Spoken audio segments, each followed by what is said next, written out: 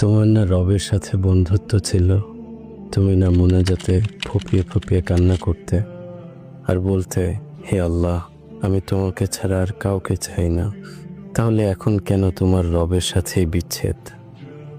তুমি না তওবা করেছিলে? তুমি না আল্লাহর জন্য সব ছেড়ে দিয়েছিলে? তুমি না বুঝতে পেরেছিলে তোমার আসল ঠিকানা কোথায়? তুমি না মুমিন হতে চেয়েছিলে, ইসলাম মেনে চলতে চেয়েছিলে? ভুলে গেছো? আবার কেন পাপে জড়িয়ে গেলে? তুমি না সিজদায় পড়ে কেঁদেছিলে তোমার গুনাহের জন্য? তাহলে কেন আবার দুনিয়ার ধোঁকায় পড়ে গেলে?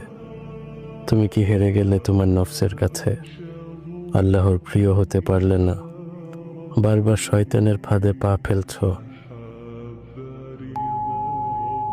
ব্যাপার না, এখনো সময় আছে। তুমি কি জানো না তোমার রব কত মহান? তিনি অপেক্ষা করছেন তোমার জন্য, তোমাকে ক্ষমা করার জন্য।